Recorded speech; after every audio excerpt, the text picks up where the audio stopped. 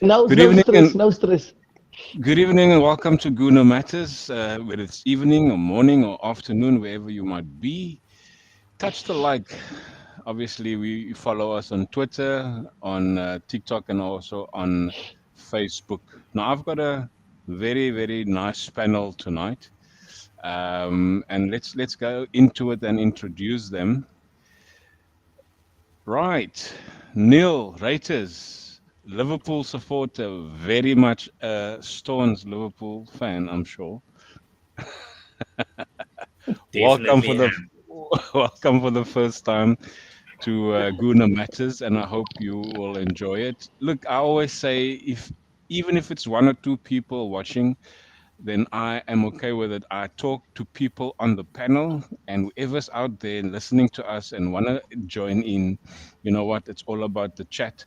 And if nobody watches the people on the panel, I've enjoyed them. So yeah, Neil, just a bit about yourself. We've heard now that you've done a few things on radio and on TV as well. Just to give a bit of who you are, Neil Reiters, the Liverpool fan. Fantastic. Thank you so much. And thanks for having me on here with you, fantastic gentlemen. So yeah, been a Liverpool fan since way back in the 80s. And my dad was actually a Liverpool fan because back in the 80s, all we could really get on South African TV was really the FA Cup on weekends. And definitely my dad then became a massive Liverpool fan. And of course, when John Barnes joined in 87, I was a little 6-year-old kid and started enjoying that particular brand of football. Yeah. And I've been a Liverpool supporter ever since. My dad has since passed away, but I'm so grateful that a couple of years ago I got to meet John Barnes, and we had a fantastic lunch and spent some time with him. An amazing guy, and the result and the end of our conversation really led to the starting of the official Liverpool Supporters Club in Cape Town. John's been instrumental in helping us make and achieve that, and I think it speaks a lot to the character of the guy as a Mm. person, and of course him being a Liverpool fan as well. He has an honorary membership with our supporters club here, which I'm still part of, and I really just enjoy the whole ethos of the club.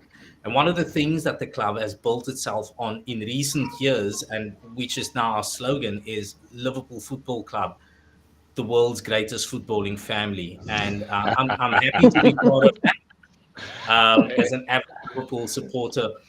But being part of the supporters club, it is fantastic to connect with other groups of differing support or footballing brands. Yeah, Not as fantastic as Liverpool, but the people are wonderful.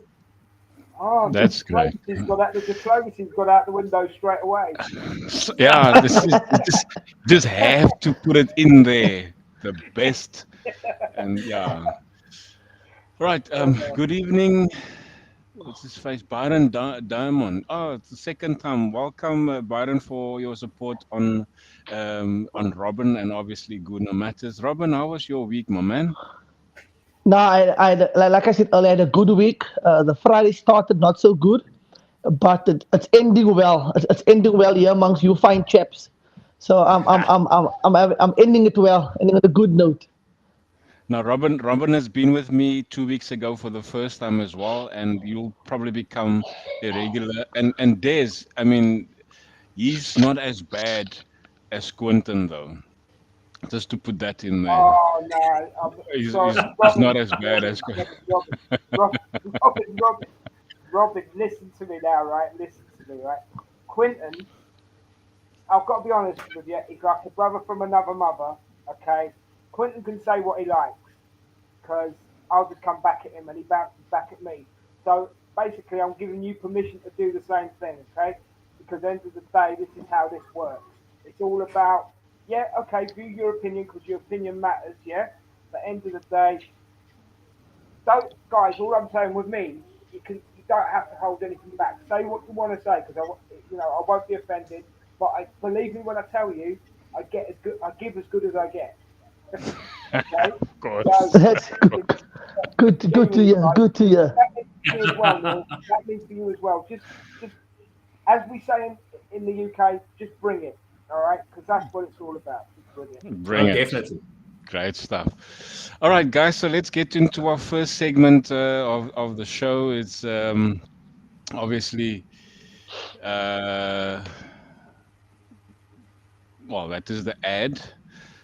There's a couple of nice, lovely looking gentlemen there at the back there. I'm not sure what are they gonna be discussing about. Just quickly, the 5 out of 5 for Arsenal. This is obviously because I'm an Arsenal fan. We still on. Yeah, I'm sorry, man. I just had to put that in there.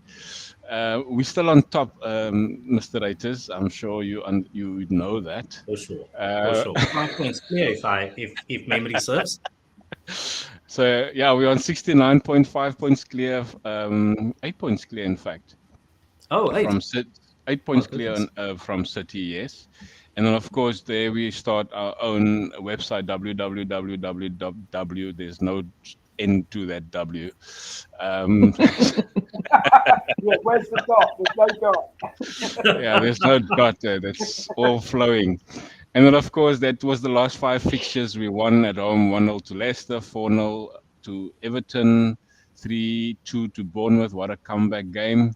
That was And a of game and a course, half. That was. 3-0 to Fulham away. And then, of course, 4-1 to Patrick Vieira's former team. And yeah, just that was just to put it in there, just quickly. They shouldn't have got rid of Vieira, Glenn, when Crystal You Palace. think Yeah, that they shouldn't should. be there? No, not with 10 games to go in the season. You let the lads see out the season. You know what I mean? Yeah, no, definitely. Right, this is for you, Mr. Reiters. Holland Mhm. and Nunes, obviously the game of tomorrow, and that's the start of the game. Yes. Um, that is going to be a very tough game, I'm assuming, and we all know because you guys are playing away to the Etihad. What do you think is gonna happen in this game? Well, with Liverpool's season being the way it is, I don't even know what to expect. I'm nervous for this fixture, just knowing that Liverpool have not had the type of consistency that we would have liked to have seen, like we've seen in the last 2 seasons. That's just absent this season. But they do surprise even us as fans and supporters when it comes to big games, like games against Manchester City, Manchester United, the Chelseas, the Arsenals of this world. I am nervous for this fixture, but I'm also hopeful because we know that Manchester City is most probably going to be without an Erling Haaland, who's out due to injury. Phil Foden, who's really one of their anchors in that team, is out Mm, as well following his Thank you. appendicitis operation. So two key players already absent, but that doesn't really take away from the firepower that Manchester City has. One of the things that makes me hopeful is that they've really built that squad around Erling Haaland this season, and that's where the greatest successes have come from. I don't know whether they will have, all of that firepower tomorrow in the game against Liverpool. Liverpool sees Luis Diaz coming back in, but I don't know how match fit he is or how match ready he is. Only having an opportunity to train with the team this week, mm. I almost feel like, and I know I don't like going on feelings, but I almost feel like this will end most likely in a draw uh, in this fixture. Very Oh, anticlimactic, I know. As an Arsenal supporter, um, I'll speak for myself, Glenn. I can't say that I'm speaking for you, right? But from my point of view, is this okay? Um, I hope Haaland isn't there. I hope that you do us a favour. Yes, it's looking like Foden. It's looking like Foden isn't going to be there because of appendicitis. The minimum I would want is 2 points dropped. So if it is a draw, I'd rather Man City drop 2 points. Yeah. Um, But the way I see it is, I think Liverpool have got something still to prove this season, and I genuinely think that you might do us a favour tomorrow. So that's the way I see it. I think it will be easier without Haaland there. They're not the team they were last season. Um, Yeah, there's definitely. still 10 games. There's still 10 games, so they could still put a run together. But that also means, right, for the two guys that are with us tonight that aren't Arsenal supporters, there's 10 games. So basically, Liverpool could put a run together. Man U could put a run together. Do you know what I mean? So it's Yeah, not yeah. it's not all about Man City. But what I will say as an Arsenal supporter is we're fearing nobody this season. Absolutely fearing nobody. And I know, Robin, I know you got a win against us, but then we paid you back. But we're not fearing anybody. And I think in the last 10 games, barring injuries, for all teams, I think you're looking at three of the top.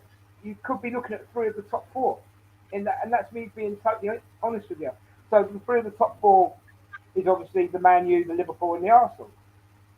I mean, the other thing we've got to remember as well, guys, and I'm just chucking this in there, they haven't come to a decision yet what they're going to do with Man City regarding all this, you know, fair play rules for the buying of players. And when that's Yeah. going to, I mean, do you think that'll even come into action this season, or do you think they'll leave it till next?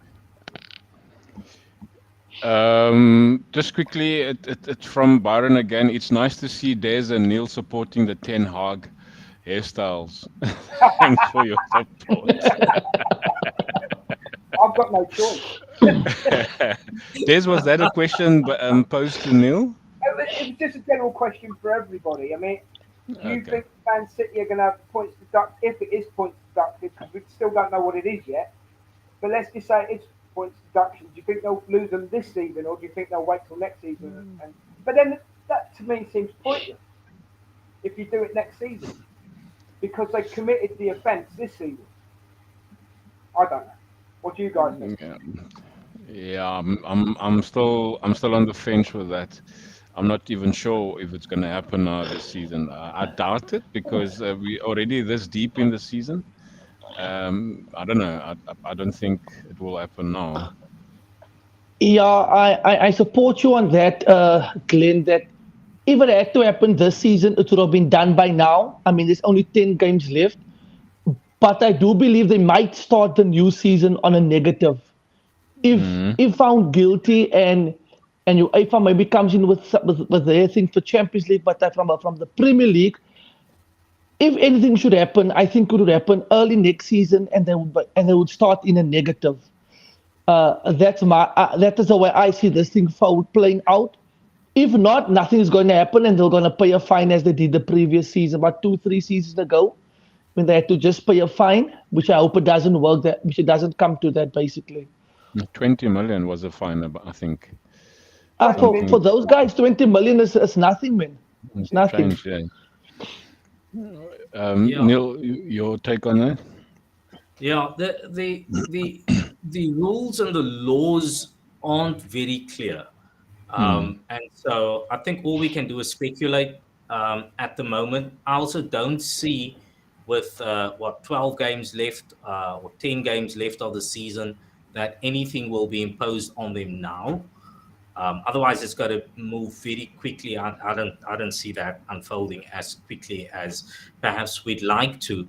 But I also think it will be a move for doing something in the next season, and it might come down to something like a fine. Again, I actually don't know, because perhaps I don't understand the laws too well, which govern the outcomes and how outcomes are achieved in this. Yeah. Just quickly on Liverpool and City. So Liverpool is lying in sixth with 42 points, and from top four they are 8 points from Tottenham, with 12 games to go. And with your form, Neil, it's a loss, 2 wins, a draw, and a win. That's your last 5 games, that form. Your goals difference is 18, scored 47 and you've got 29 against, which tells me your defense is not too great, but also your scoring goals, which means there is firepower.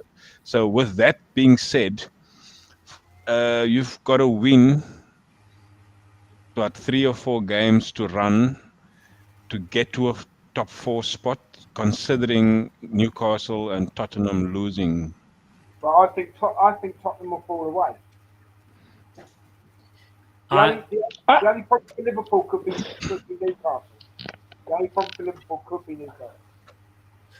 I think Tottenham is creeping in there. Sorry. I think Tottenham is creeping in there.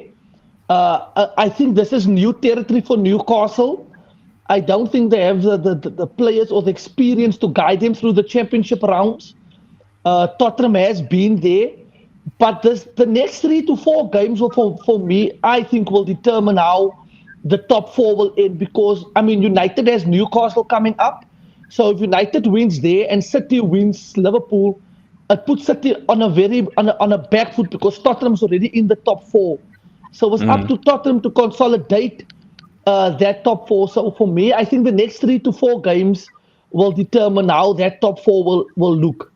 But I do believe Tottenham might creep in there and Liverpool are outside chance. I don't see Newcastle making it though. Can I ask you a question, Robin? Yes, go ahead. Rashford is injured at the moment, isn't he? No, actually, we have breaking news. Rashford is back, and then Ice Cold Tony is back as well. Ice Cold Tony is back.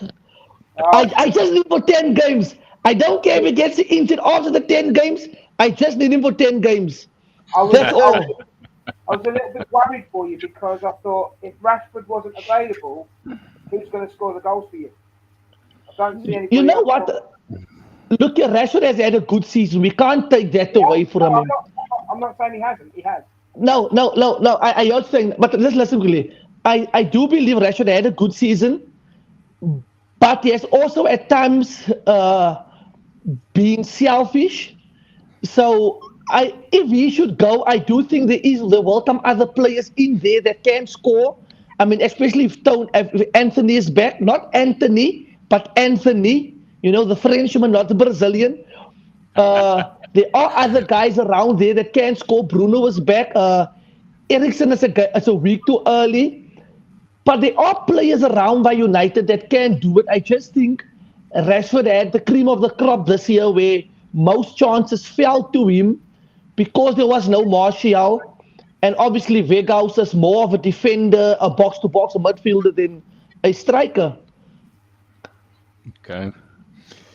Neil, coming back to that point and your question, and I'm really cautious about answering this outright because Liverpool's had a bizarre season. I just want to touch on the goal issue. So Liverpool have a lot of goals for them, but it's only because they got the 9-0 over Bournemouth earlier this season. They got the 7-0 over Manchester United, and all of a sudden the goals for are so inflated that it looks on scale or across the season, it looks as if Liverpool is scoring all of these goals, but it's not across all matches. So that pile of goals for really comes from selected fixtures. And then Liverpool was able to have a run of 5 clean sheets. So the clean sheets look really good, but it's not giving us a true image of Liverpool's struggles from the very first day in the league, where the team just hasn't been performing well. They've had a good little run, at the start of the Merseyside derby, where Liverpool was starting to win a lot more games, keeping those clean sheets. It's extremely difficult at the moment for me to make any type of call. I do think Liverpool can slip into that top 4 position, but it really depends on what happens with the 2 teams above them. Now, let's not forget that the Magpies here have the least amount of goals scored against them for the entire season. They've also kept the most clean sheets of any team within the Premier League for the season.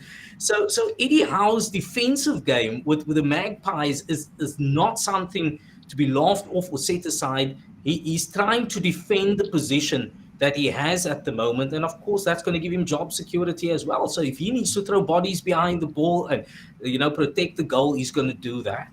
Yeah. Tottenham is not a team that's going to give up, and I'm sure they're fighting to get into Champions League position, because I do think Tottenham will try to fight to keep a player like Harry Kane. They're not going to want him to go. I know that's the talk. Harry Kane's going to leave. He's going to leave. I think they're going to want to retain him by telling him there's an opportunity to go and play Champions League football. We came so close in the past. We can do this.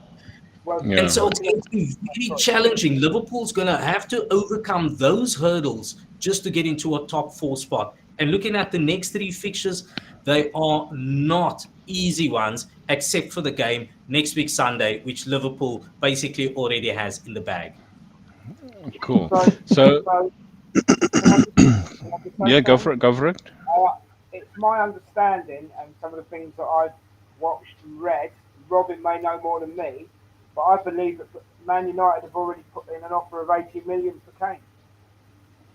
Now, I don't Yeah, know that if is- There are rumors Yeah. going around for that. I think they will look at something, because I mean, paying 80 million for someone that is 30 into his last year, I think they'll try and push off for 60, 70. But where does Kane go to if not Man United? Liverpool is fully stocked. Chelsea's fully stocked. Arsenal doesn't want him. City's fully stocked. PSG is fully stocked. Madrid is fully stocked. It basically leaves United and maybe a Munich if he decides to leave Tottenham.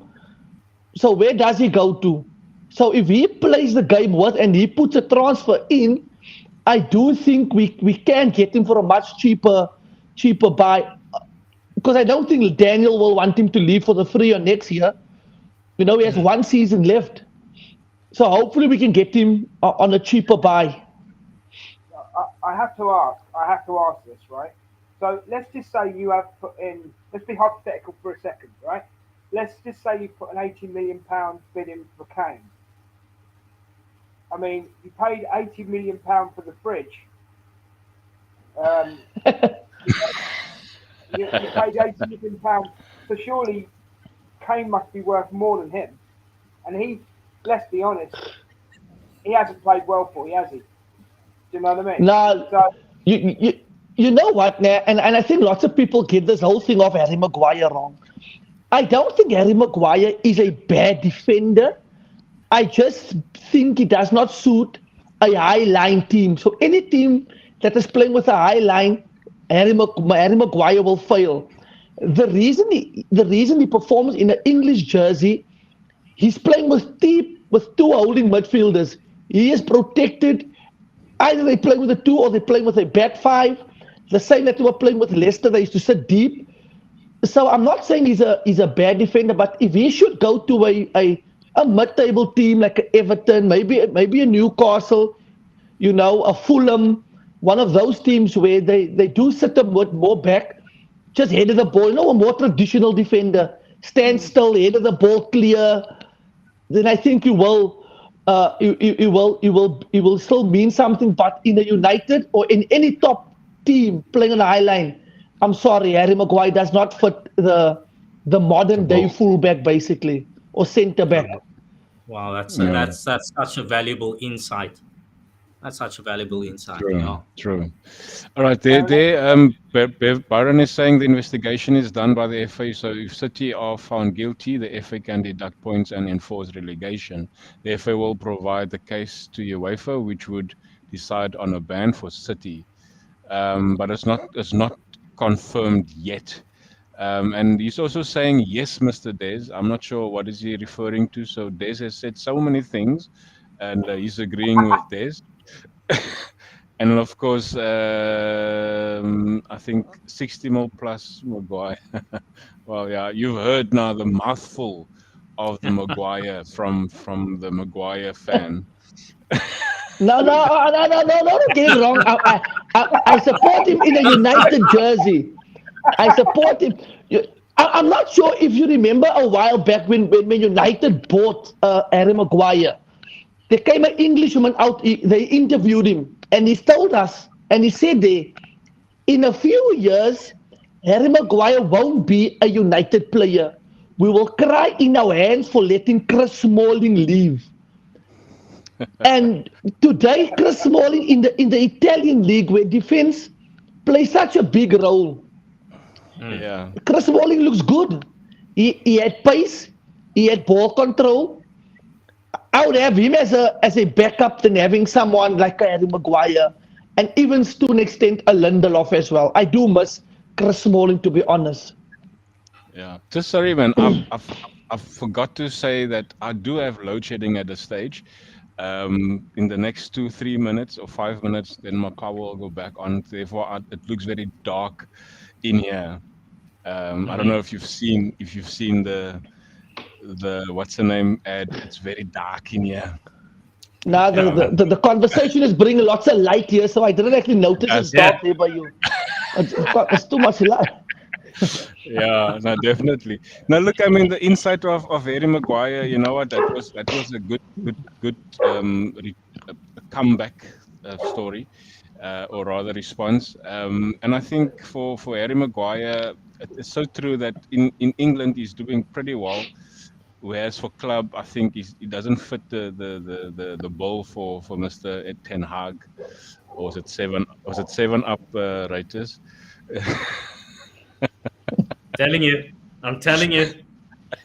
Let us not All forget right, that. No, I'm just kidding. just we're gonna come back to the predictions for Liverpool and City game, but just to get on to this game, I think you alluded to it, Robin. Now this is two midfielders that are not similar, but still very similar in how they complain, if I can. In Yeah, attitude, very similar in yeah. attitude. So, in your take, Mr. Maguire, this is also an away game for you. So, and going to where, in fact, this is 10 minutes away from where the stadium is, by the way. So, Yeah, I this Oh, can that's hear awesome. Des yeah, can hear when they score, and like they don't know who score, but he can hear when they score. So, so in your take, Mr. Maguire, it's going to be a tough game. This one, this is going to be one of the toughest fixtures over the weekend, besides the Liverpool and City. Yeah, this game, like this City Liverpool game, will give us a it will basically give us the start of the build up to the championship rounds to see who's going to get into that top four. Because should Newcastle win, Newcastle will go above United on goal difference. So top four is not guaranteed for United as well. So I do think that uh, nothing but a win would start getting the ball rolling for us. That would also help the Tottenhams and the Liverpools. I mean, Liverpool do need as much help as they can get. So, it's going to be a tough one. And like Neil said, Newcastle is one of the best defense in the league. So it will be a difficult game for United. It might come down to a smash and grab, a late winner. But I do believe that United is going to win, but it's going to be tough. They will need Just, every player needs to pull away tomorrow. Every one of just them. just bite your tongue in terms of your prediction. Don't give it as yet, eh? Yeah, But all I'm saying is United's going to win. You choose which United that will be. So. Well, I think United have got. I've got to be honest. United have got to look out for Isaac, Isaac, whatever his name is, because he started to Isak, find the yeah. back, he started to find the back of the goal, and he's. I think he's finally getting used to the English Premier League. Um, Yeah, the Geordies love him, eh? I mean, Oh, they they actually. just Oh, they mate, love him. they do love him. They do. But there's quite a few players in that team now that they love. Like the guy you had up on the screen, is it Gutierrez? Is that his name? Or yeah, Gum, Bruno. Bruno Gomes. Gomez? That's it, Gomez. They love him.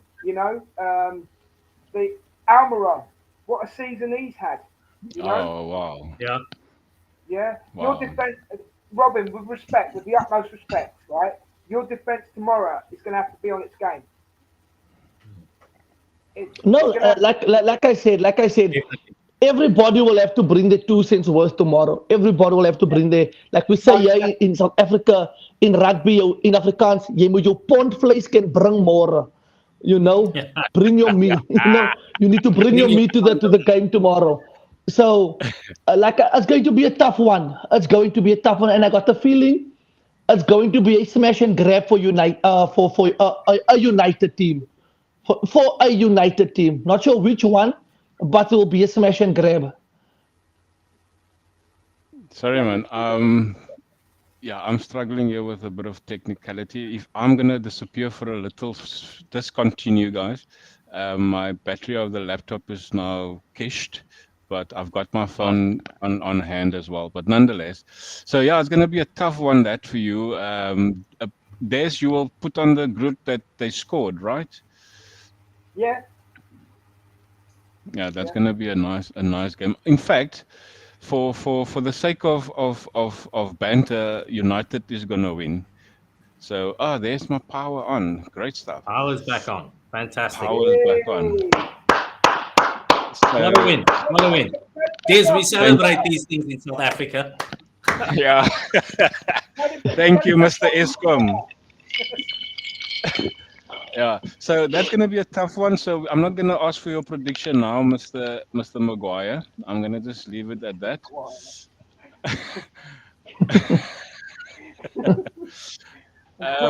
Oh yes, I'm gonna go to the next one, which is the Arsenal game, which is also gonna be a very tough one because I would have liked for Clive to be on the show. Clive and Leeds, they're not doing too bad, but they're not also doing too well either Mm, because mm. they're sitting very very low down. Um, there's this Yes. is a home Right, game. This is a home right, game. right, Glenwyn, you might agree with me, you might not, right? But I've noticed under this new manager, Leeds, under Jesse, whatever his name was, they Session pressed a mark, lot huh? more. They pressed under this manager. They don't press as much, so I don't think it's going to be as hard as you think. Um, I'm not. Look, you can't count out anything. Not in this Premier League. You cannot count out any team. But Yeah. the way Arsenal are playing at the moment, we're like a pack of hounds. We just, it's like we've got a mission.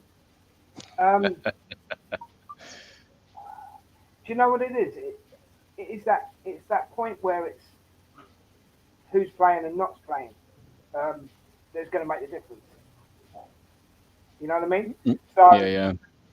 I mean, go on, Glenn, I've got to ask you, and then the other guys can say what they think as well. Who would you start with tomorrow? Would you start with Trossard or would you start with Jesus? My take on Jesus is he has to come back and try and win his spot because he's been out, yes, he's back, yes, but the team has done well without him anyway. So for any, I mean, when I even played football, if you come back from an injury, you've got to earn your position back, and that is just old school, and that's me. You need to earn your position. Yeah, Martinelli is doing well with I Trossard. agree. Trossard is doing well up front with Saka and Odegaard. So for him to come in, he has to earn that position. So I'll start with Trossard. Well, you see, it's like this season, Finland, right? Look at the players Arsenal have bought at what I would call rock bottom prices. For example, okay, so let's start with Jesus, bargain price. Zinchenko, bargain price. Um, Odegaard, 30 million, bargain price. And these Jorginho. guys have proven their worth. Bukayo Saka, Martinelli, 7 million, 8 million. If you sold them now, you get 10 times as much. Yeah. Not saying I want to sell it, by the way, but I just think we're too strong. I think we're too with mentality, we're too strong. Um, and I just think what I've loved about Arsenal this season, and I don't know if you guys have been watching Arsenal games, but what I've absolutely loved, Well, they have to. They have to because we're there. but the speed in which we get out of our half into the opposition's half is just crazy this season. A minute, You know, yeah, less than a minute.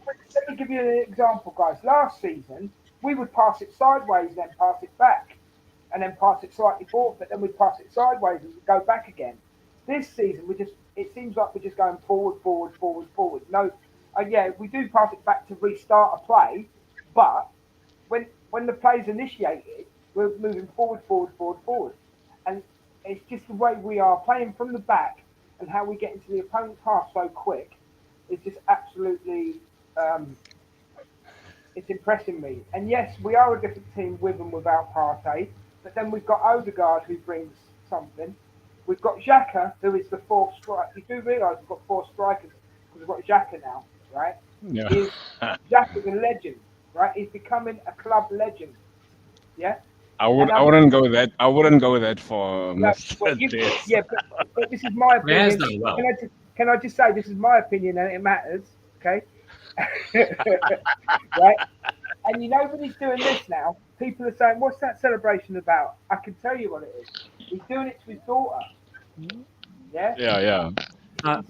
If I could add here, I think one of the biggest assets that Arsenal have this season is really the manager of the club. Mikel Arteta has been phenomenal. He's a manager in form. He knows exactly what he wants to happen on the pitch. He's completely aware of what his opponent is going to bring to him in terms of where their attacking strengths are, where their defending strengths are, and he's able to calculate what his response is going to be even before any of the players step on the pitch. He's done phenomenally well in that, and I mean we can look at the last 5 games as a track record of his awareness of who he's playing against, and I think he'll table the players that he believes are going to be best.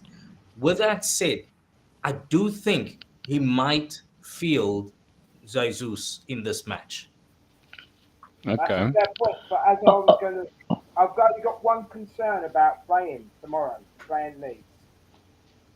It's Rob Holding because we don't have Saliba in the back.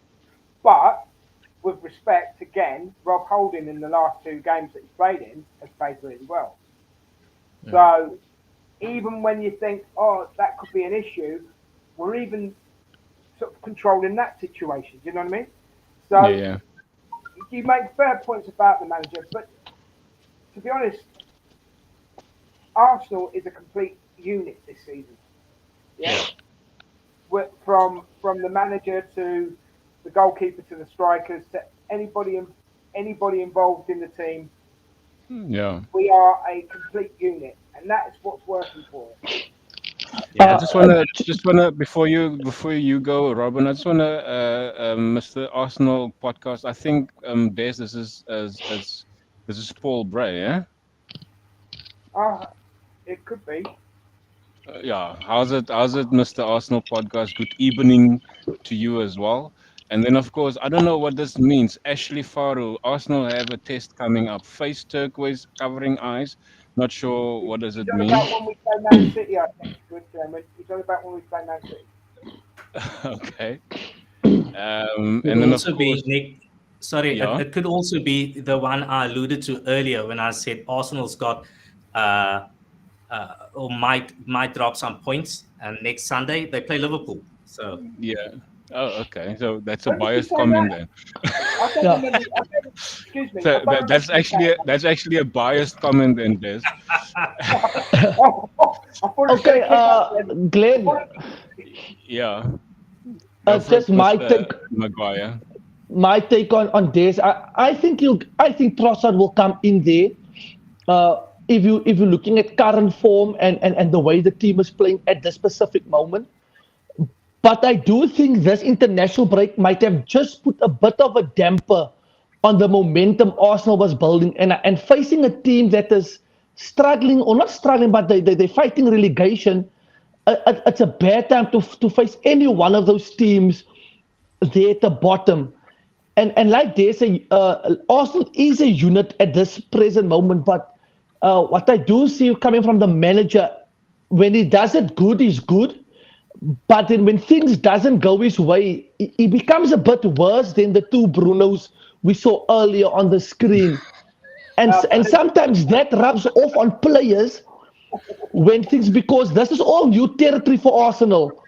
And this is where your experience come in. So having your Sinchenko, your Jorginho, and your Jesus that has been there before can help, but then everybody must keep their composure. Everybody must be calm and be level-headed, because once things don't go your way, and you as a player see your manager losing it, that rubs off 8 out of 10, 9 out of 10 times, it does rub off onto players. So I don't think it's as easy as most people think. The result, if it was before the international break, I would say Arsenal all the way. But I think this international break was bad for Arsenal. It might be good for a United and Liverpool, but in Arsenal that had the momentum, that was building something good, I think this comes at a bad time. And facing a team in relegation is not a good way to start your final run to the finish line. That is my take on this. I just want to Byron is saying, yeah. sorry, Byron is saying, remember there was an international break, and it's something that you alluded to now. This will impact form players, and teams with quality players will get results. Just my 2 cents. Well, thank you for your 2 cents, Byron. Sorry, 2 of you guys wanted to say something. I just wanted to add. Oh, thank Okay, you. Neil. Thanks, Liz. What I really just wanted to add on to what Robin was saying is that this is why I believe a player like Jesus will be more valuable. I mean, he's got 5 goals and 5 assists for Arsenal this season. His numbers alone speak, and I think that's in 16 appearances, where Trossard has 10 appearances with 1 goal and 6 assists. I think just by numbers in comparison, Jesus way more rounded, It's and goal, that's what goal Arsenal's contribution. Okay, yeah, yeah. I hear you. Well, he had Yeah. one goal, but still, we had Trossard had, put the teeth back in. Trossard had 1 goal disallowed that should have scored. So, I mean, if you're talking about stats, that's fine. But I love the voice of hope from Robin. It's the voice of hope that Arsenal, you know. But I just don't see us failing. The thing, I must admit, I want to just go back to the international games just for a second. I don't know if you guys saw this. I don't know if you saw it, Glenn, but Rodri tackled Odegaard. Odegaard and I thought, Tierney. Yeah, that was beautiful. That was beautiful. Oh, it was so beautiful.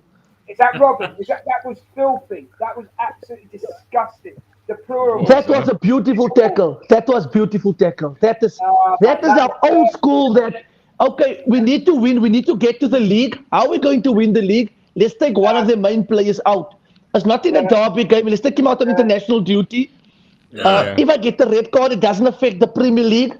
So let's go for it. Let's break him. I like it. I like it. I like it.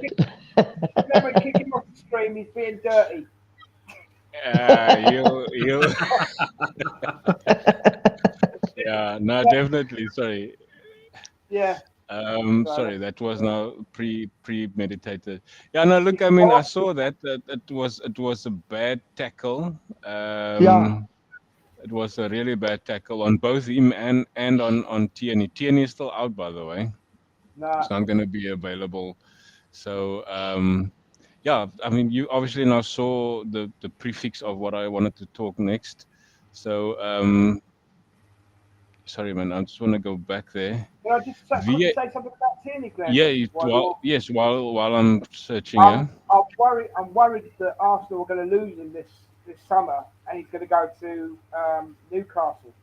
And I highly rate Tierney, and I don't want him to go. That's what I wanted to say. But it's looking like there's a very good chance he's going to go to Newcastle. Robin, I forgot to put your face there, so this was meant for that was meant for the earlier bias comment that we're gonna drop points next week. So, I love it. So the red card, I'll get you next time. I'll get you a red card for that beautiful tackle. So, Not even a yellow. You went straight to red. straight to red. I don't. Yeah. You know what? I don't have VAR here, so let's talk about VAR. What a load of rubbish VAR is. Yeah, man. Look, I've put in there something that sort of Liverpool. I think that red card. I think it was McTominay that tackled Gakpo on the 7-0 game, and of course, as you could see there, Mr. Bruno shoved the linesman, and then of course the handball that Arsenal should have given away, where Gabriel on the left corner handled the ball in the penalty area, and we got a draw out of the Brentford game that was forgotten to draw a line. So, yeah, I don't know. Quickly, what is going to happen with VAR? Scrap it. Move on. Robin, You know what is so funny? If you look at soccer as a global sport, they are so much bigger and financially much more stronger than rugby. But somehow rugby knows how to use their VAR system in a much more simpler, complex manner. But I think the biggest problem with soccer is everything goes on interpretation, So, and I think the VAR does not want to overstep a referee because it's almost like I am trying to take the game away from you. So when they do certain things, it's a difficult to be. It's so difficult because they make it difficult for themselves. You know, complicating it. yeah. So for me, I think that if a VAR cannot make a decision, if it's a 50-50 decision, tell the referee, go and double check yourself on a monitor. Then you take that power and give the responsibility back to the referee that he made that decision in slow motion where he can say, okay, I was either wrong or I was right. So I think if there's an issue, give it to the referee to go and check the monitor. It might take long, it might slow the game down, but I think you'll get maybe more or less controversial calls than what we are getting at this present moment. Neil?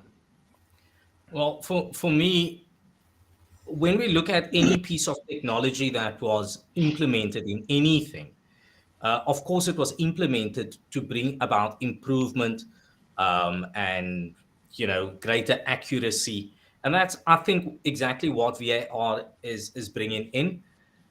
I'm not sure how this works, but I do suspect that what we see on TV might not actually be the visuals that the referee is being presented with or that the official behind the scenes sits with. What we might be seeing is an interpretation from what is being said in VAR. So, all of these graphs, if I look at the one with the word VAR on the screen right there, and you're seeing the shadow from the offside, I'm not sure Offside, that yeah. that's the visual that's being seen upstairs. Um, uh, or is that just the representation that we are getting from BBC or Sky Sports, Super Sport, whatever the channel is? But I do think whenever there's technology, it is there to ensure greater accuracy. I I would like to see them improve what we have, or at least the visuals that the public see, Yeah. them being improved. But I now, wouldn't just on want, yeah, on your point, Neil, sorry, on your point, if you look at on the left of that same fixture, figure, yeah, there's what, one, two, three, four, five guys in front of screens, and then of course your actual VAR assistant yeah, referee. So they've got various. I think on this one you can see one, two, three, four, five, six yeah, different views of a particular incident. yeah, Surely five of them have the same six views, and obviously the supervisor, call it Mike Dean, in that little studio have the same view. So there's six of them in that studio that needs to make a decision in the span of what, 2 minutes, maximum three, and yeah, obviously communicate that to the referee on the pitch. Surely one of them should see something different. And I'm gonna go back to the Arsenal Brentford game where the referee said that he forgot to draw the line. So there is there's sufficient views. I mean, based on what you just said on the one picture there, there's Yeah. various views in where six people can see different views and study in the 2 or 3 minutes that they have, study that particular view and say, Mike Dean, this is my take, and communicate it to Paul Tierney on the field or whatever the referee on the day is. I'm Yes. sorry to break your word. That was just what I thought of when I thought of VAR. There's so many people there that can make some sort of distinguishing. Okay, sorry, Neil. So don't you think that is the problem because they have different interpreting the one visual, whereas you get one guy to look at the visual and he makes a decision and gives it to the ref. Now you have six different guys, and I interpret the rules different from what you interpret it. This one Mm. interpret different. So you don't you think that is the problem here? Having that six guys communicating to one guy to communicate back to the referee. Mm. I, Before we I, answer that, let's go back to what Neil wanted to say, and then we can continue with that question. I wanted to say that I believe as we advance with technology, this will become increasingly better. And I think also with the application of AI, it's going to become even better. I don't believe that this is something that we should scrap. I don't think it must be scrapped at all. In light of referees in the past having made mistakes, Mm. and this leaves less room for error. And perhaps there could be an interpretation of the football laws, but I think the football laws are clear. And the disputes usually come from, I think, the general public who misinterpret the laws. If I may just take a diversion part from you there, Robin. But I believe it will become better, and we should all be rooting for that. Mm. Okay, so just to Robin's question, is it really the confusion of the interpretation? I mean, even this guy, Dermot Gallagher's, is very biased when it comes, obviously because he's there to speak on behalf of the referees, but I think he takes it sometimes a bit too far to where you can see, but Protect you are them. very, yeah, you're very biased in terms of your interpretation. So interpretation in this sense being the word being exclamated in terms of how do you interpret the rules? And I'm going to go back to the United and City game where, as they said, Rashford did not interfere with the ball, but there was a lot of things in the law that could make that decision stand as offside.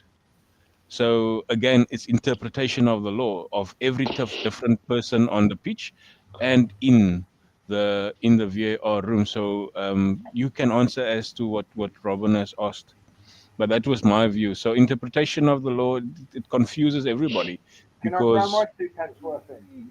you can put your 5 cents if you want to, Des. Yeah, is that okay? Yeah. So I agree with Robin, right? Okay, the rugby have got it right. And how rugby have got it right is this, okay? The fans hear what the referee and the guy watching the game are talking about all the time. We don't in football. So a lot of it is, well, why has he come to that decision? If they come up on the pitch with a legitimate reason why they come to that decision, a lot of fans would be fair enough.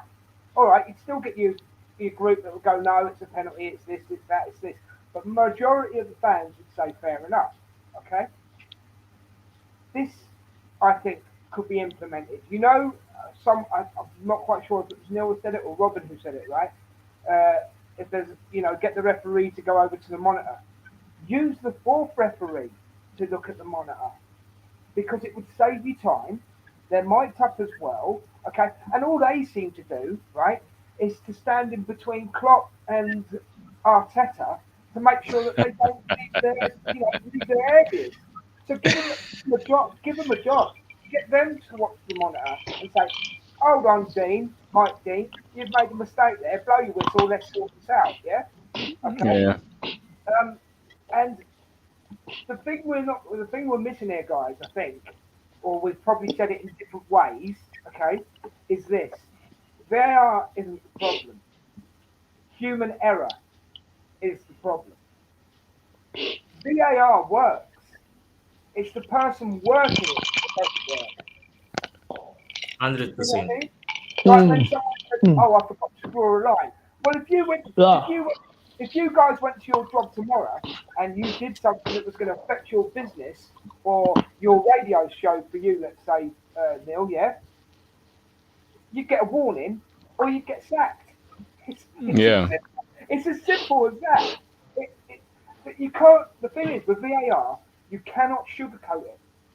You can't because it's either this or it's either that. It's this or that. There's no Yes. middle yeah, ground. There's no middle. Yes. There's no middle ground with VAR. You know. And for me, VAR is not. Even though I say scrap it, I'm saying scrap it because of human error, not because of VAR. If VAR yeah. was done properly, there wouldn't be an issue. Not True. at all. The game would just flow. And you show that picture there, Glenn, when it was about 5 or 6 monitors. Yeah. I know in this country, some games have their VAR in a van outside the ground. Sure. So it's all about quality of. It is about the quality of the image. You know what I mean? Yeah. And for But that, Des, I'm gonna give you this. I'm not getting a. I can't get a car. Oh, thank you. I was getting a car. Can, can we just get Glenn a red card as well for bias? Yeah, give me a red card. I don't. Yeah, you do it. Yeah. But Now look. you Yeah. agree, Now guys? I mean, we've all made. VAR. What I would say is in all of our interpretations of VAR, genuinely, we've all made good points, and that's what you need to do. You need to bring all those good points together Yeah. and start using them. Yeah. There's still a lot of things to talk about VAR, and you know what? The time. There's no time to really unpack all the real things that happens in VAR. I'm still doing research in terms of all those type of things. Um, but yeah, so coming to the next segment, which is probably just the one before the last. Guys, we're probably gonna go over an hour just a little bit.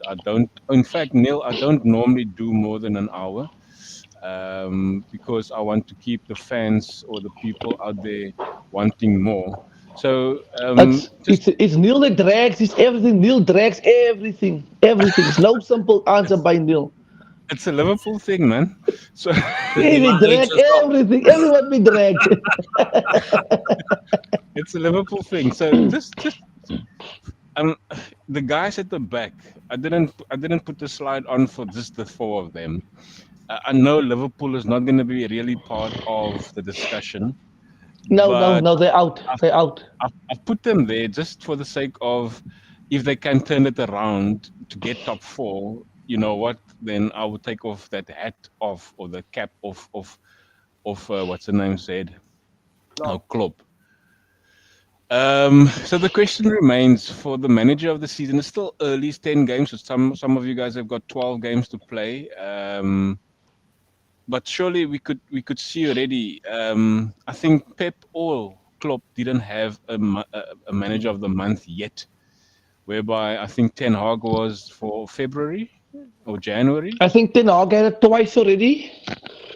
and Not I sure. think Arteta also had it a couple of times. Yeah. So, but for manager of the season, would you think it could go to? Because I don't want to be biased, obviously, but it can go either way. I mean, Ten Hag has come in and he's changed a total uh, um, um, down going down type of United team, and he's sort of spiraling it upwards, which is also very far ahead of what actually was supposed to transpire in the United team. They are far ahead of what the plan really should be. Same with Arsenal, far ahead of what the actual project is about. So Pep, I'm not sure if Pep takes the UEFA Champions League, he'll probably get manager of the season, irrespective of how they sort of fared in the league. And of course, Klopp, like I say, can stand a chance to turn it around if he makes top four or top three even. Well, If I may, I think with more than 50% of the games passed for the season, I don't think Jurgen Klopp's going to get in there. I don't even think he's one of my top four this season. There are some calls and teams that he's put together that I find was dodgy. But for me, this season, best manager hands down, Mikel Arteta. Okay. I got three names, to be honest. It's basically Eddie Howe, Ten oh, Hag, and Arteta. you nicked The it. reason I'm saying, who had have thought at the beginning of the year Newcastle United and Arsenal would be in the top four? Neither one of us. Mm. Neither one of us.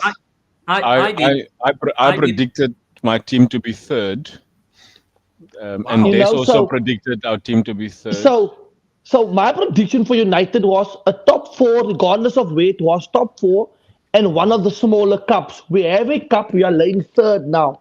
So, but I believe that from where United and Arsenal were last year, and even Yeah. Newcastle, the type of team they are, for where they are this year, it could go to any one of those three. Because I mean, if Ten Hag ends up in the top three, in the top four, and he wins the FA Cup and the Carabao Cup, he has 2 trophies for the year. Mm. What happens? Just what happens if Arsenal don't win the league? Does Arteta comes into conversation then? I still You think he know, would. Yeah, so for me, I think he would still come in the conversation. But that's why I say for me, it's between. If Eddie Howe makes top four, then I think you will also have a strong call for manager of the year. Mm-mm. That is just me. That is just me. Okay. Because I'm looking from where the teams were last And year we're there now. and from what was expected of them this year. No one. I don't think there was a Arsenal, honest Arsenal supporter that thought going into the last stretch they would still be top with their games. Everything is in their control. Yeah. Arsenal's in control. They're not waiting on anybody. They don't need favors like Liverpool. It's all in their hands. So I, that's my take. My two I just cents. want to say very quickly that please do note that this time it wasn't me with a long-winded answer. It was Robin. Okay. Let me lay this down. Robin's right. He got there just before me because I was going to say my unbiased pick is Eddie Howe. Yeah. Yeah, he's My been biased, phenomenal. my biased pick would obviously be Arteta. But to be fair, my unbiased pick is definitely Eddie Howe. Saying that though, Robin also makes a fair point about Ten Hag with his possible two trophies. But you've got to say, hands down, how Eddie Howe has turned round Newcastle. Newcastle. Yeah. From relegation fighting. Yeah. You know what it is? Yeah.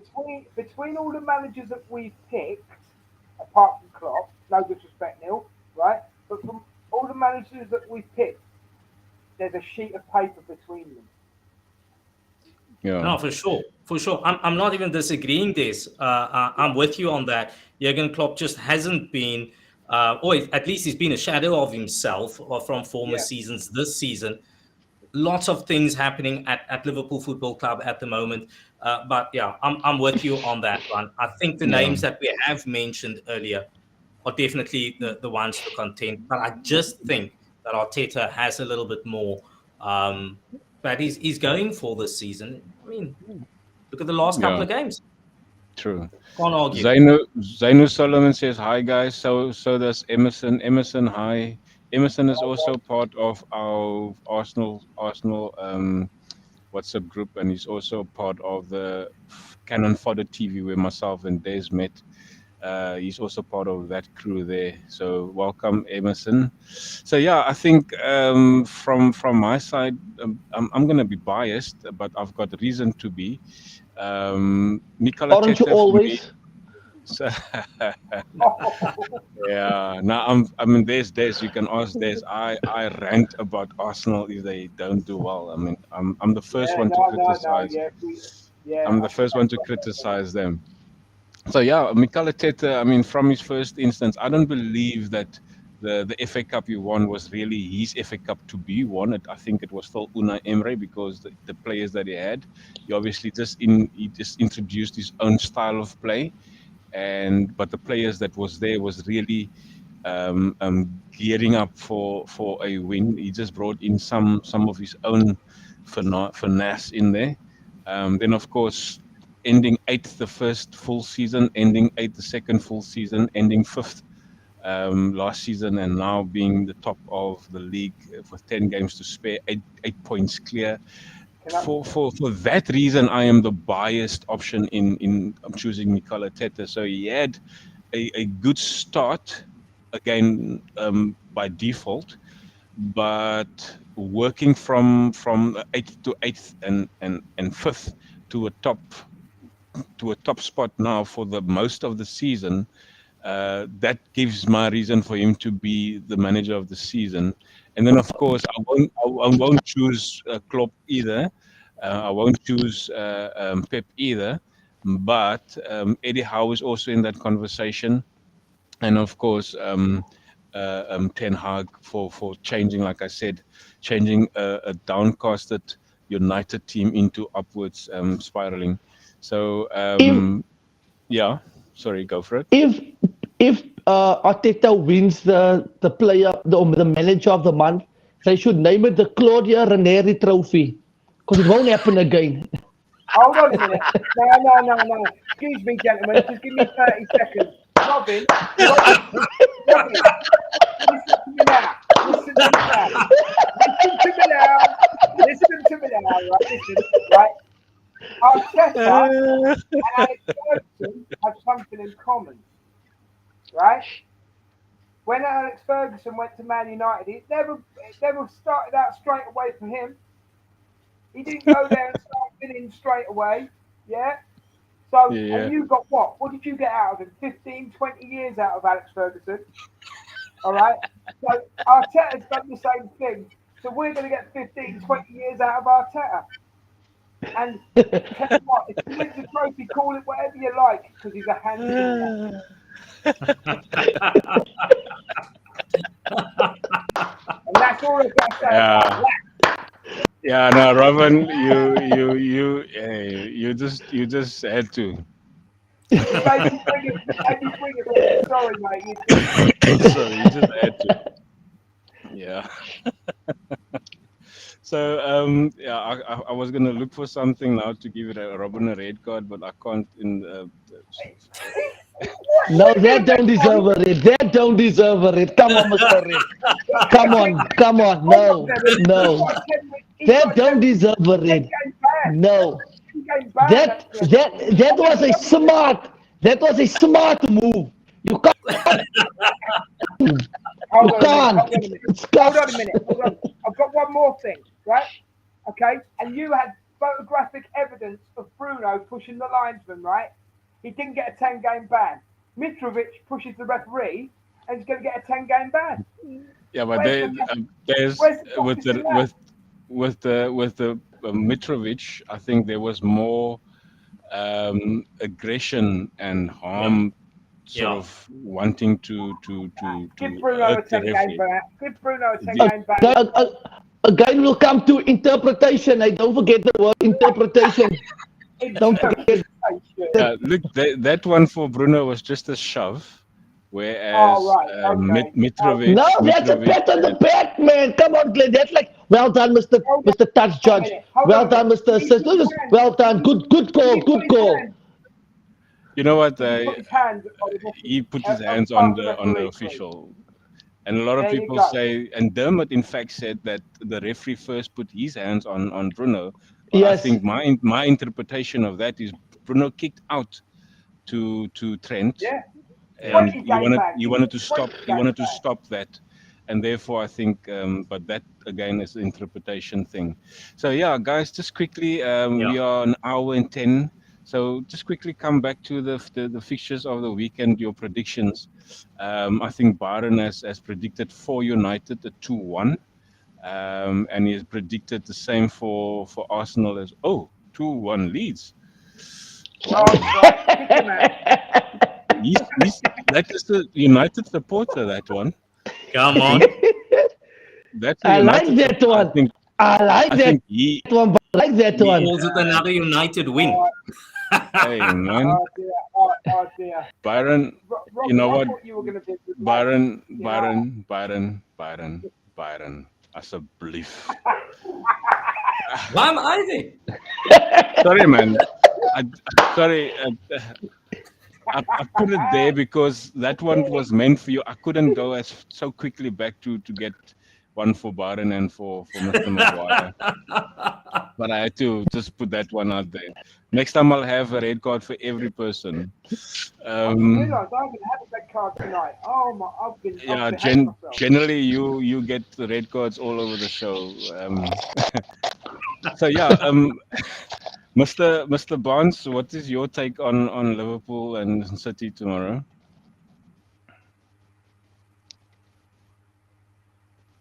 Or the predictions at least.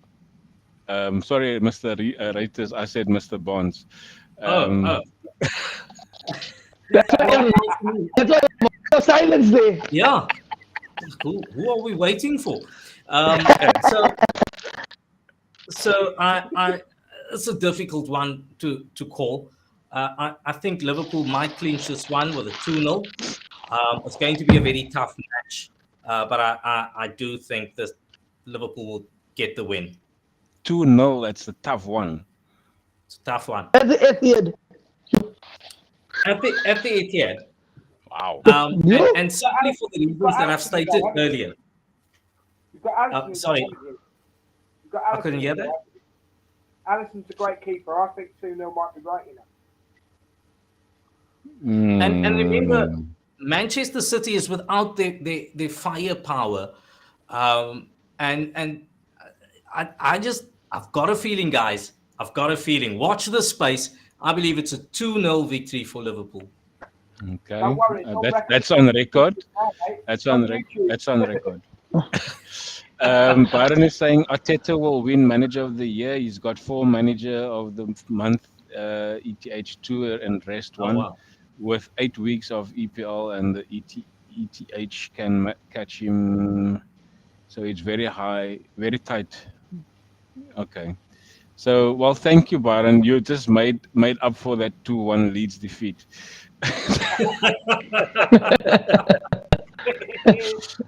And then, of course, Emerson is giving Arsenal a 3-1. Emerson, why not 3-0? Because, I mean, we're at home, my man. Are you going to be at the game, by the way, Emerson? I think you said last night on the Thursday night show that you're going to be at the game tomorrow. But yeah, thank you for that. Sorry, Des, your predictions was? What? For what? For the Man City? Yeah, our game. Oh, our game. Arsenal leads 3-0. All right. I'll even tell you who scores as well. Okay, which is Martinelli, Bukayo Saka, and Odegaard. The Viking. Yeah, your grandfather. You're the grandfather of the Viking. Emerson says 2-2 Man City. Wow. And 3-1 Man United. I like Emerson. He's a good man. I don't know how that's going to happen. Listen to it now. Listen to it. Just on the okay, he's not going to the game tomorrow. Just on the other 2 games, Neil and Robin on Robin on Neil's game, and obviously vice versa, and Arsenal. Okay, I would go first. First, early in the show, Neil said he doesn't go on feelings. So your feelings, what you're saying about the result doesn't really matter. Yeah, we only speak about opinions, Neil, not feelings. I'm just saying. We speak about opinions here, not feelings. You say that you say feelings, Neil. I'm just repeating your words. Keep a straight face here. I will say 2-1 United, a smash and grab late in the game. 2-1 for United. And then the City and Liverpool. Yeah, not speaking of experience here, I'll just speak on my biased opinion because I don't like Liverpool. I don't want Liverpool to make Champions League. So I'll say City 2, Liverpool 0. Wow. Sure. And Arsenal? My result for And, the Newcastle Man U is if Liverpool can beat you 7-0, Newcastle can beat you 8-0. So I'm going to go 8-0 Newcastle. wow. That is coming. And I, mine, I think mine, I Wow. think we need to bring this. This is not a red card offense. This is a 10-game ban. 10-game ban. and there's no drink named after 8-0 or 8 up or whatever. Eh? There's no cool drink. There's Exactly. what is your Arsenal prediction? I, as much as I don't want to, I would say Arsenal's going to win 1-0. Okay. And Mr. Reuters, you didn't give an Arsenal prediction. I think Arsenal's really going to take this game to Leeds. They know that there's a limited amount of games. They don't want to come back after international break, seeming like they've lost momentum or showing vulnerability. I think they're going to take this game to Leeds as hard as they can. They've got the firepower. They've got the manpower. They can control the midfield. So I think Arsenal's going to get a 2-0 win in that fixture.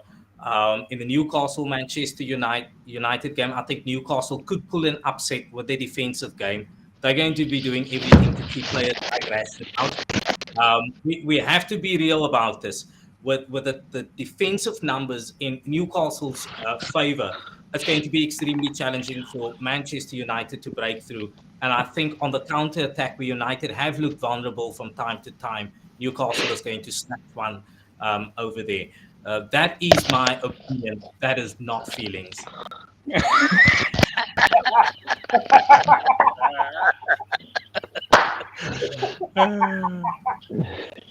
Okay, there's a question for Des.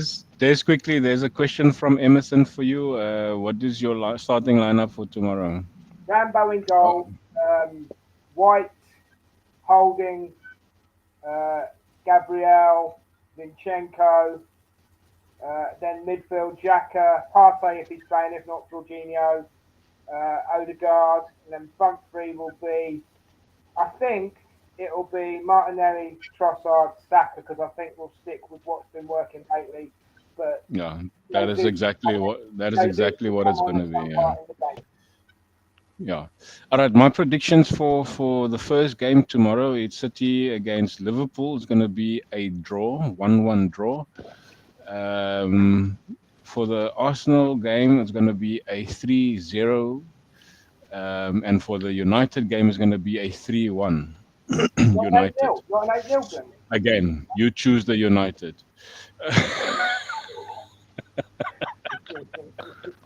Oh no. It's going to be a 3-1 United. So the United comes. So I can be correct if I say that. So either one is going to win it. What an absolute cop out that is. It's United, man. Guys, I think we've come to that point of the evening where we have to say thank you. Thanks a lot again, Neil, Robin, Des. It's fun to have people on the show. Emerson, Byron, Zainu.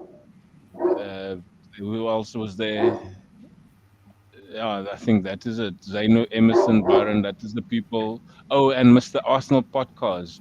I think it's either Paul Bray or the other guy that also has a show. Paul's not. But not, yeah, but nonetheless, thanks for your contributions and thank you for being a part of Guna Matters. Again, there at the bottom, it's always just touch the like, share this video, and of course, if you are and did not do that yet, subscribe to Guna Matters. If you want to get hold of me, you want to talk about something on the show, gunnar.matters27@gmail.com. You can obviously show your support by sending me an email and give me your opinion about a talk or a discussion or a chat. I hope Mr. Neil first. Okay, let me put it this way. First, give me your last thoughts of the weekend's games and what you've experienced in the last couple of months. What could happen in the league? Just Uh, quickly. Thank you so much, Glenn and Des, as well as Robin. This has been absolutely phenomenal. Thank you for opening this platform to me as well. Really appreciate that. I hope That it's not said, the last. I hope it's not the last time. yeah, if there's an opportunity, let's do it again. Would be fantastic. Really enjoyed this.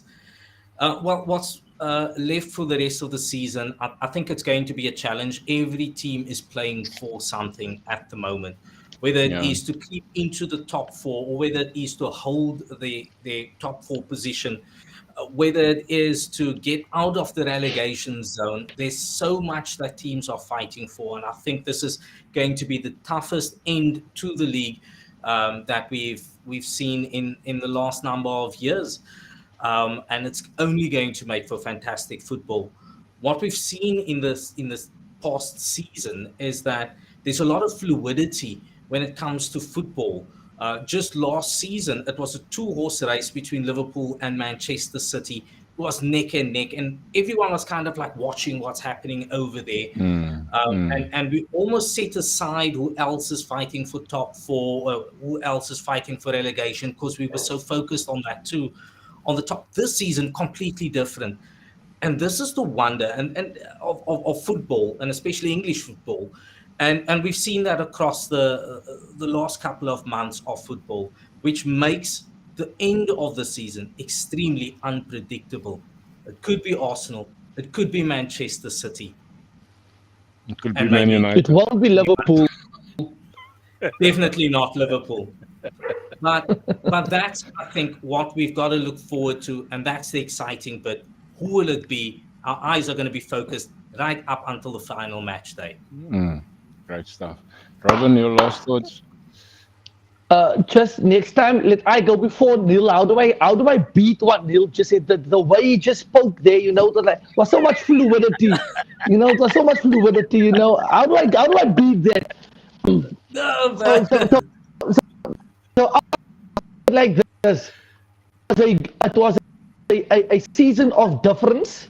It was a season of adaptability. The World Cup coming in the middle of summer, and I think the best teams meaning Arsenal, City, United, they adapted the best with whatever that came their way. Those were the teams that adapted the best. Those were the teams that had plans in place for every situation that came their way. I mean, if Potter gets injured, what's going to happen? If Mm, Jesus get injured, what's going to happen? But there was always a plan. So Arteta, even if they don't win the league, he has achieved with that team to get them where they are now. Much respect.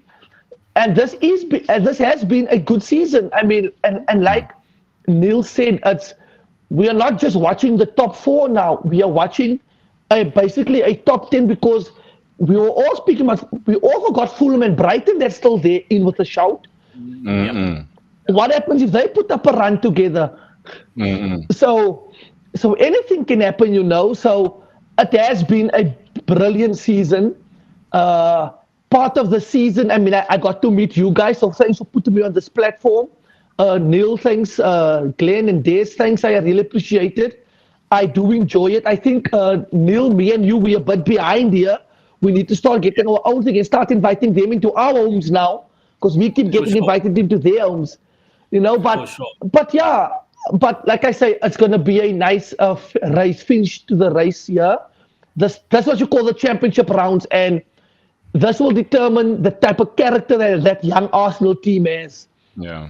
I remember a few years ago when they said, Ferguson, a league doesn't get won by children, by kids. And here's Arsenal proving it once again now. So this will determine their character. Yeah. When everything goes well, it's easy to have good character when everything goes well. But now there's pressure now. What happens should they draw or lose tomorrow? Can they bounce back?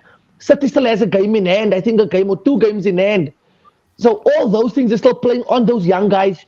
Arteta's young with a young squad. So I'm excited to see what happens. I'm excited to see what happens. Cool. There's. Can I just say, Glenn, it's been an absolutely great show, and I want to be back on with these guys as soon as possible. Whether the season's still going, out of season, whenever, guys, it's been brilliant. What I want to quickly just say about this league this year, it has been possibly the best I've watched in a very long time. And that's not just because Arsenal are top of the league. There's been so many, Man City plays before you. It doesn't have to be Arsenal. Man City plays before you. They win. Then you know you've got to win. It's the same for you two guys as well. Do you know what I mean? The continuity of the top four this season has been amazing. But what I will say in Arsenal's defence, and to be quite honest with you, we do have the slight advantage because we've got the points on the board. Yeah. This season, Yes. I would rather be the hunted than be the hunter. Yeah? Yes. Because we do have the advantage. Now, I know it's not the biggest advantage. It's basically 2 games. Yeah? It's basically 2 games. Okay? But it's 2 games where we have the advantage. Yes. You got the points already. They still need to get it. Exactly. Yeah. So, and I'm not trying to be big-headed here. This is just a fair point. If, and I use the word if Arsenal win the league this season, then I'm sorry, other teams have to start taking Arsenal serious again. I mean, I know it's been 20 years, and 20 years is a long time. 30 years was a long time for Liverpool. 30 years was a long time for Liverpool, yeah? No, for sure. You've got No to disputing that. other teams have got to start taking Arsenal seriously. And since Liverpool won the league, I've been taking Liverpool seriously. You know what I mean? Because you've earned it. And that's what, and Robin would know as well with Man United, when you win the league, you earn the respect. You earn the respect. But what I will say is it's been the most entertaining season, and I've enjoyed being part of this platform throughout this season, talking about it, because it's just been great. And I've been doing it with friends as well. That's all that matters. Okay, before you go, Glenn, one thing. If Arsenal win the league, I'll be getting myself a Glenn Days and Neil haircut. Should Arsenal win the league, I want you to record that. It should. There we go. Should Arsenal win the league, I will ask for a Dan Les Neil haircut. It's on record. I will go back to this this video. I'll even put it on my TikTok page. Okay. Fair play to you. And I'll make it live I'll make a live video on TikTok when I go to the barber. Guys, it was very nice. We went quite overboard, half an hour. But yeah. There's a lot has to be said, and I think it was nice to have you guys. Byron, thank you, James. I really like this live. Arsenal, good luck. Byron, you know what? Send me an email. I mean, maybe we can have you on this platform as well. I mean, and pick your brain as well. So send me an email. The email address is guna.matters27@gmail.com. Or you can find me on Facebook, Twitter, TikTok, No, and of course. YouTube. He has you on TikTok. I know what is. Neil also know what is as that. Snorlax. You know Snorlax, Neil? Oh, okay. I see that guy. Yeah. Yep. It's him that. Okay, cool. All right, guys. But thanks a lot again. But yeah, let us enjoy the football. Neil, you on tomorrow morning on CCFM? I am 9 to 11. That's my program. Okay, cool. Well, enjoy, guys, and may your team lose. Have a beautiful night, guys. Even as an Arsenal fan, that's out of order. All right. Joshua, Anthony Joshua 3 rounds. Anthony Joshua 3 rounds. Just saying.